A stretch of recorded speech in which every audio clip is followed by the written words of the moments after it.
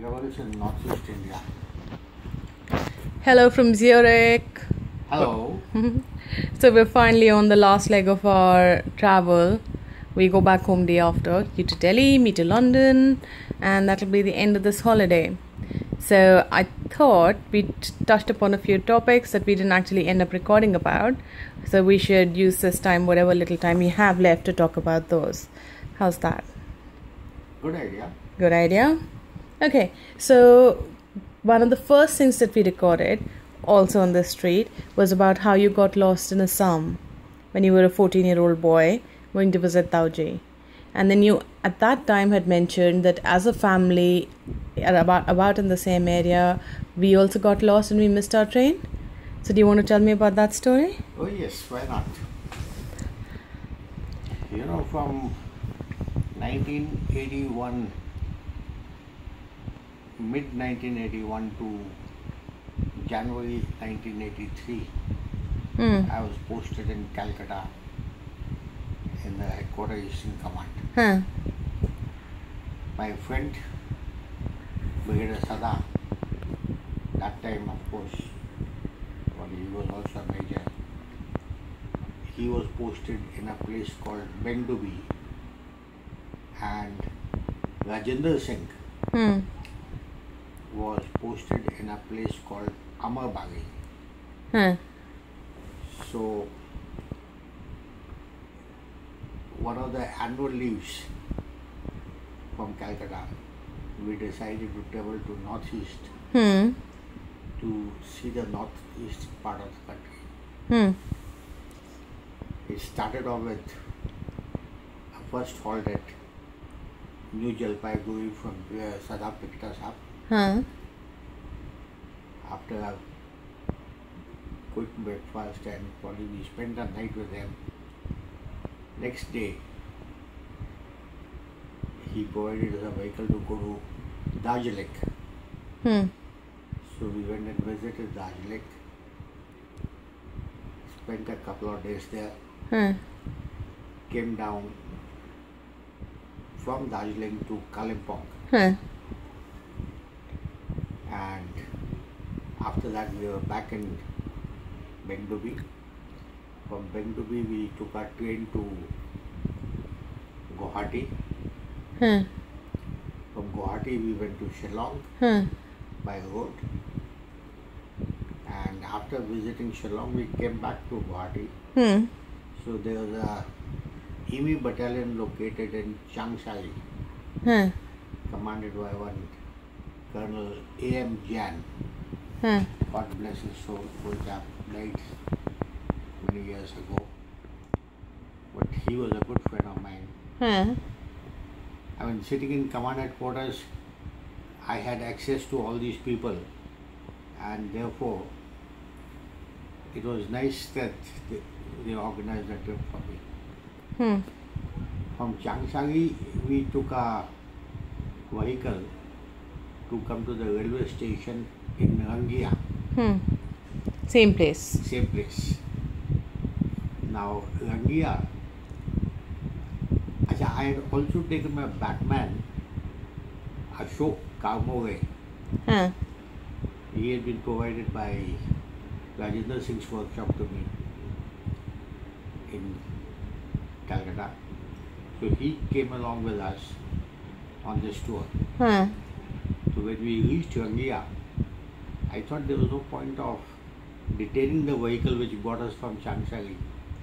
So we unloaded our luggage and we came into the platform.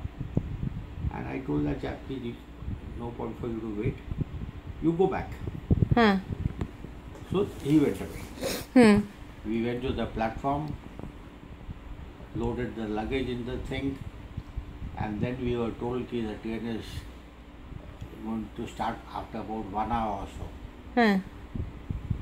So we had not had our breakfast till then. A suggestion came, come, let's go to the... Who gave the suggestion?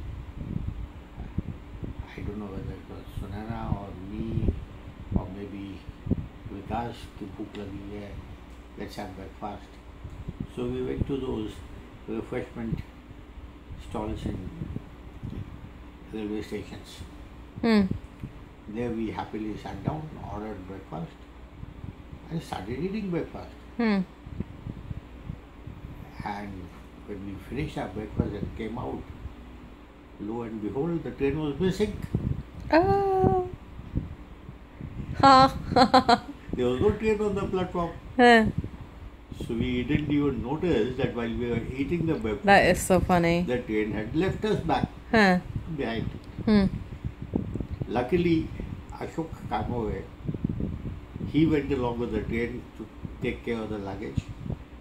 Huh. But we were stuck at Changsha at Gangya station now. There was no vehicle there. Huh. There was no army vehicle which could take us. Huh. And the next train was sometime in the evening. Hmm. So we didn't know what to do. Hmm. And then somebody suggested, ki, look, from the railway station you go down to the highway. From highway you go left. Hmm. So you might be able to catch the train at the next railway station. Hmm. Now you can do that only if you have your own vehicle. Huh. We had no vehicle. There was some vehicle of some army unit. He refused to go. Huh. And we were stuck. Huh. Anyway, somebody then dropped us on the main highway. Huh. At the main highway, we found a civil jeep. Huh. Two officers of the government. Huh. They were traveling in a jeep and going towards Gangapara. Huh. Gangapara. Huh. So we stopped their jeep. They were kind enough to give us a lift. Huh. And we went on. Okay. Went to the next station. The train had by that time already left that place and gone. Hmm. So we couldn't take that train there also. Then these people said, in any case we are going up to Rangapara. So you come with us. At one point, I told him we want to go to Amabadi. So he says there is one point where we will drop you because that will be slightly off the thing. Hmm. So you take a bus from there Hmm. and go to Amabadi. We said okay. So they took us around. We traveled good 4-5 hours in that jeep towards Napara. Hmm.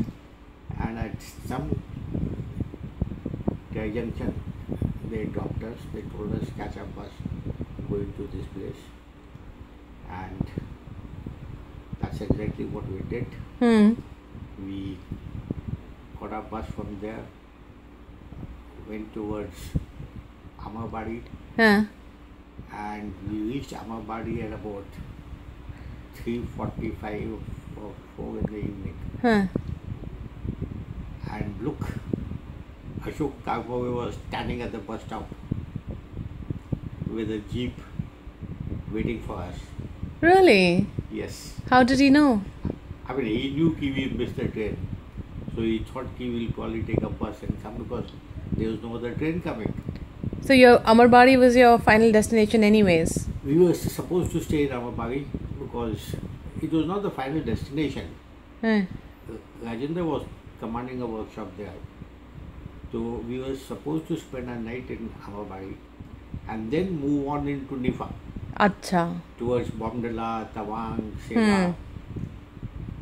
So we were supposed to spend the night in Amabari and then move on. Huh. So Ashok luckily had bought a jeep from there, picked us up, went to the workshop. We had a nice story narration with Yeah. And which year was this again? 82. This was 82 May, June. So I was 2 years old, Vishal was 5 years yeah. old, Ashu was 8 years old. Yeah. Imagine. What a story. And then from Amabadi, Huh. Raji's wife Meera was also there. Hmm. The children were not there. Or were children also there? I think his daughters were also there because they would have been equally small. Hmm. They were also there. So all 9 of us, Hmm. we decided to go up into the hills towards Bomdila, Sela and Tawang. Oh. And I think we had 2 vehicles here. Probably we had one jonga and one vehicle in which the luggage was being carried. All of us sat down in one vehicle. And me and Rajendra were sitting in the front. Both the ladies and all children at the back. And the driver, the roads were very narrow. It was a cloudy day with clouds on the road, visibility virtually zero, and the driver going hell for leather. So sharp bends, every bend, Mira used to shriek and shriek. Surya was not so scared, but Mira was terribly scared. And she was shouting at Rajendra all the time, driver को check में रखो, driver को control करो. तो he said नहीं, वो control में ही है, वो ठीक चला रहा, कोई प्रॉब्लम नहीं है. But she was very, very scared. And we finally went to Bomdila. There we have the EMI battalion headquarters. We reached there in time for lunch. So had our lunch in the mess. Came down. One of Sunana's college friends was in a place very close to Bomdila, Tanga Valley. Her husband was in the army. If you remember a lady called Sukhwant. Yes, I know Sukhwant. So Sukhwant was her class fellow from the college, and her husband, Shivi, he used to call him, I don't know what was, Shivendra or something. So then they invited us for our dinner to their house. So we had dinner with them, and there you should have heard Sukhwant talking. That's how I know Sukhwant. Yeah.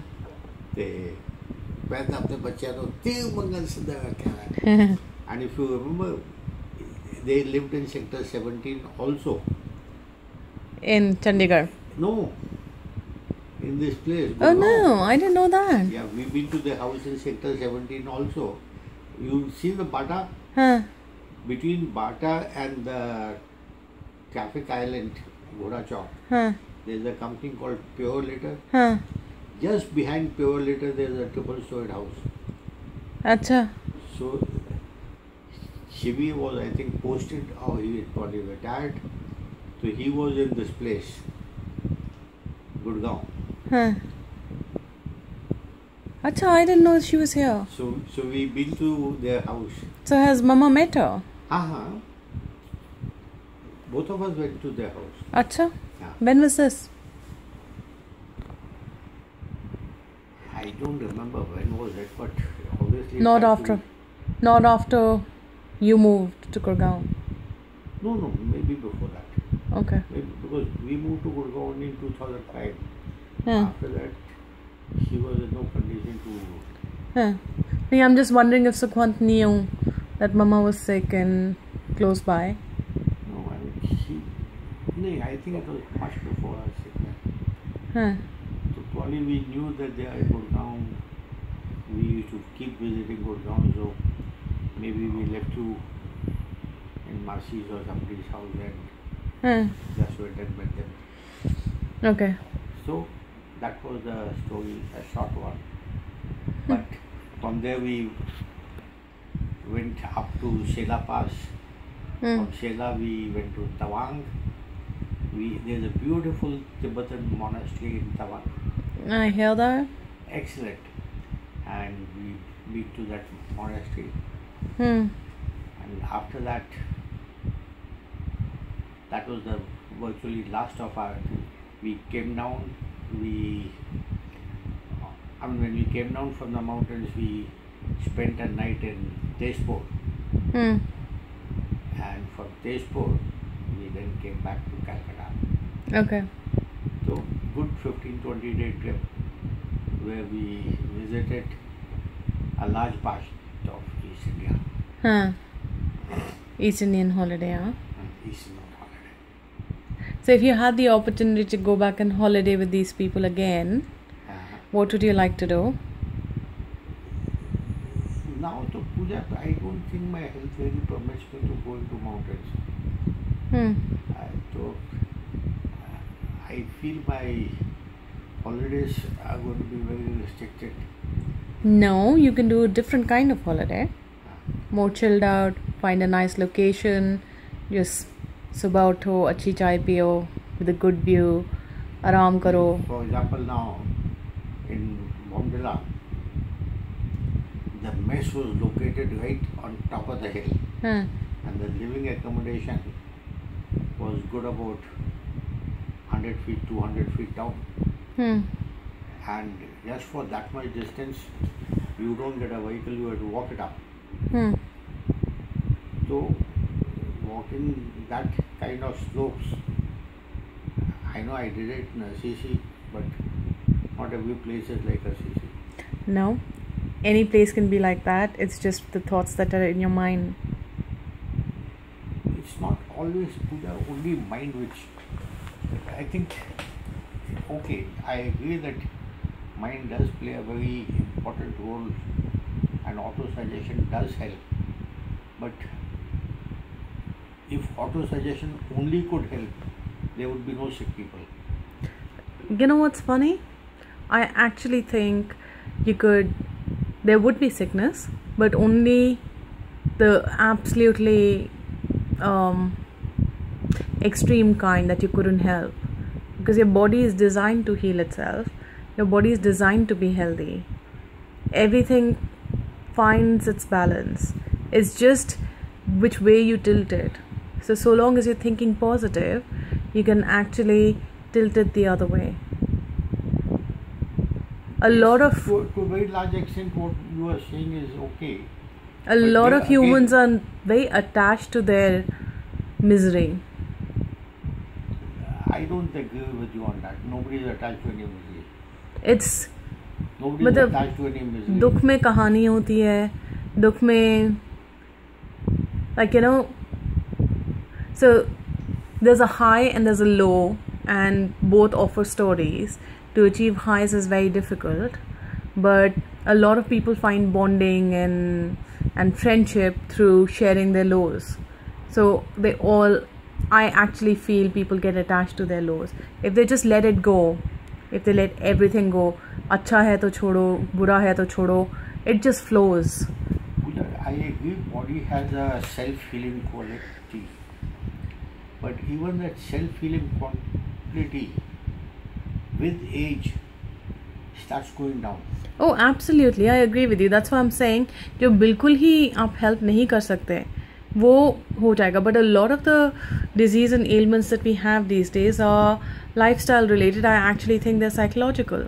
They sort of they start with a psychological issue. Yeah, maybe for people below 40, 45, maybe 50 also, I can understand or maybe even a little more than 50, I can understand it may be totally lifestyle related, it may be psychological, it may be helped by auto-suggestion and auto-healing, etc. But as you grow older, your speed of aging goes up, your metabolism undergoes a change, and the body does slow down in the healing process. I agree. It's like a car. If you stop talking about the body, if you actually thought about a car, you're a mechanical engineer, right? So you actually know how a car works. So आपने 1970 में एक अगर गाड़ी खरीदी और उसका ख्याल रखा, what does a car need? It needs regular servicing. If it gets dented, you get it fixed. If it has an accident, you get it fixed. You make sure that it's in like proper shape. It will actually last you. it could either die in 1975 or it could die in 1980, but there are people who actually have classic cars all the way till now, and those classic cars will not have the same performance as the car that's launched this year or that was produced this year, but it works. And part of it is that a classic car doesn't have that sort of sophisticated machinery or engineering behind it, but part of it is also wear and tear. मतलब आप उसको अगर उसकी मतलब वो तेज़ चल सकती थी एक ज़माने में, अब नहीं चलती, या उसके टायर बदलते रहो आप, बट मतलब टायर जैसे स्क्रू होते हैं जहाँ पे वो पुराना है, वो मतलब it's kind of worn off or it doesn't screw properly. Those are things that you can't help. They come with age. That is wear and tear, right? But at the same time, if the car is looked after, it lasts.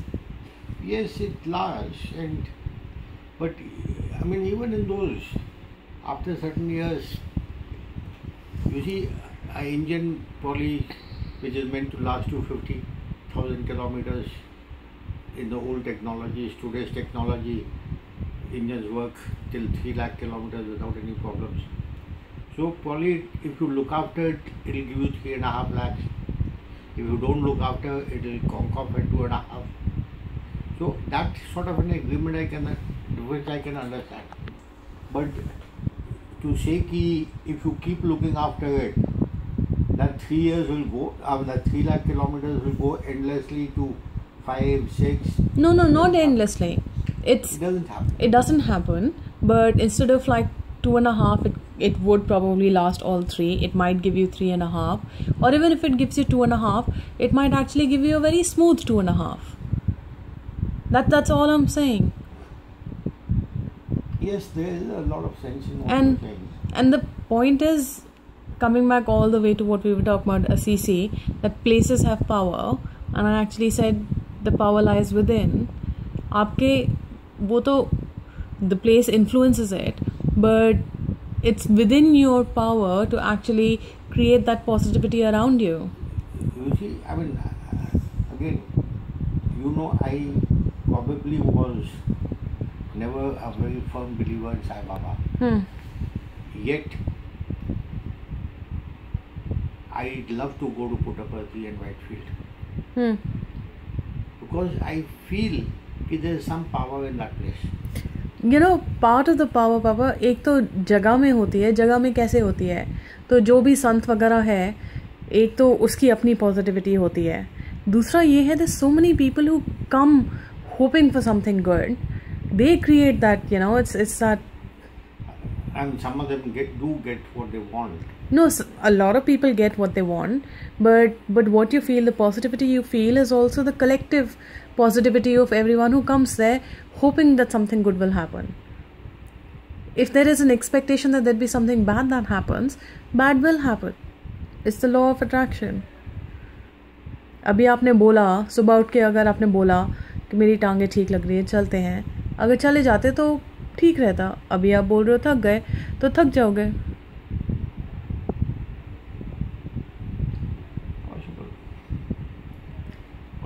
Like with CC, you actually felt it, and you did so well, just like you literally ran up the slope. Even I'm surprised about the performance analysis. So that actually means that your body is capable of performing. Especially that St. Francis. You went around 2 churches before we went to St. Francis.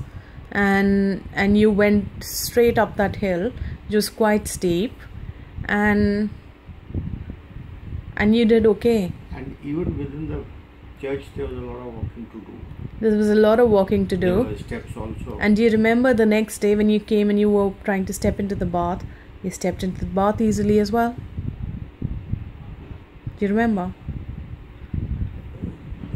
Bath, maybe I'll not give that much of significance because I was maybe in a way trying a different method on the first day, and that method did not work.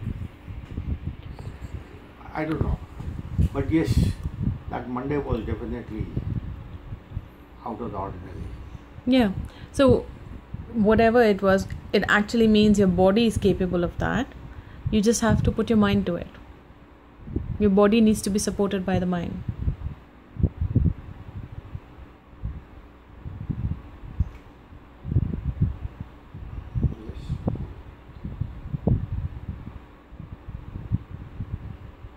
I see thoughts bubbling in your head. Go on. You have another 5 minutes. Why don't you tell me what you're thinking? No, I mean, this is okay. I would like to disagree or claim that what you're saying is wrong. I do believe in auto-suggestions. It does help. But I also feel that there is a limit to the benefit that you can get out of it. You have nothing to lose from thinking positively. Yeah. Absolutely nothing to lose at all. If nothing, it will make life easier. It will make life more pleasant. Why not? Yes, I agree with you. Totally. The world is just as heavy as you make it, isn't it?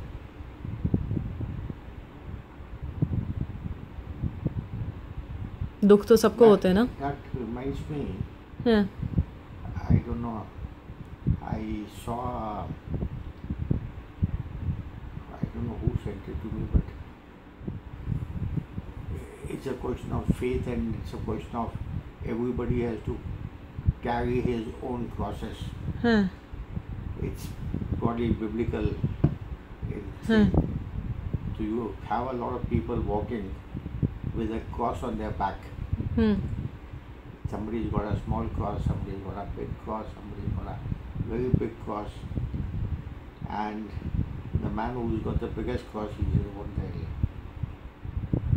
I'm carrying so much of load. Why should I carry so much?" And he's got a small cross. So he decides to take a saw and cut out the cross. So he cuts it out. And as he travels along the path, he comes to a place where there is a hurdle with a big, two peaks sort of a thing, and you've got to cross those peaks. And the cross which was originally being carried by him was just enough to become a bridge to cross that hurdle. How interesting. But he cut it out, and that cross became smaller. He couldn't go over that hurdle. So maybe God in his own wisdom, depending on what, we in Hinduism at least believe in karmic theory. I don't know whether Christians believe in it or not to my knowledge. But maybe the God had designed the crosses in a manner depending on the deeds of those people. And this length of a cross will be able to see him through his life. And probably this man has done something worse in the past life. He needs to carry a bigger cross. Yeah. But ऐसे भी बोलते हैं कि जैसे हमारे प्राणिक में बोलते हैं that the more you practice, the more quickly you manifest your karma, which actually means that you go through your negative karma quickly and you're sort of done with it, because everybody needs to balance out their books. So the more you practice, the more comes your way, the more you learn how to handle it, and the better you get at it, and life gets smoother. Tell me, in this pranic healing, you've been practicing this and you've been doing all sorts of courses for last, I think, good 6-7 years. 9 years. If not more. So, have you reached a level where you can see a person and say what kind of ailments the person is going through, etc., etc.? by your techniques of scanning or whatever?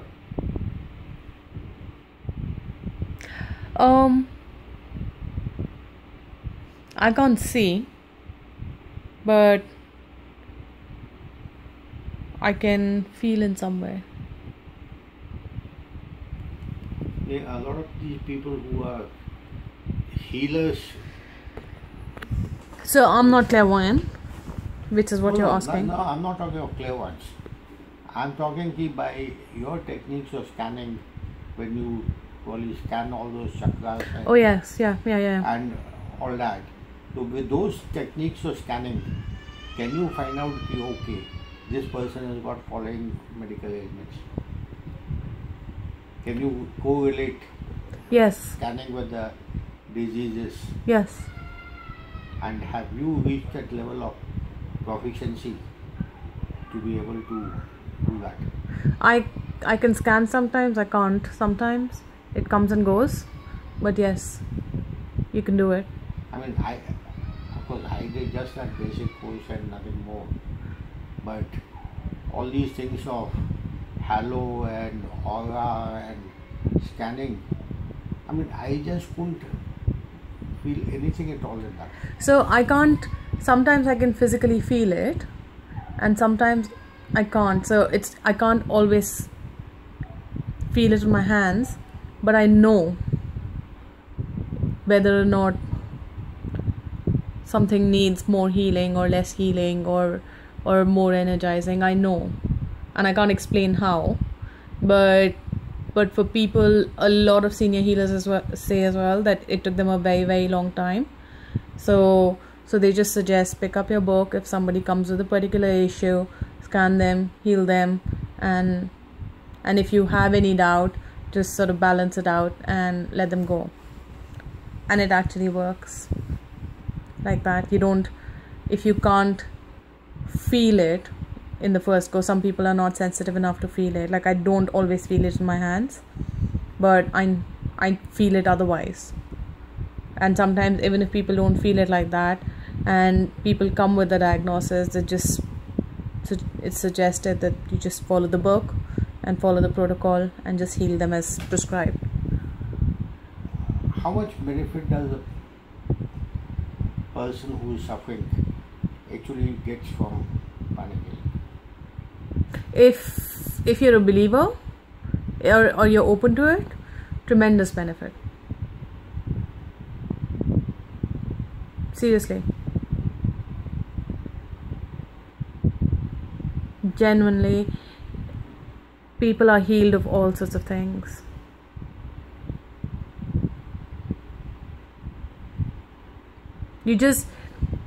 Why I find it really useful. So one, for people who are open to it, they are more receptive, so it stays with them.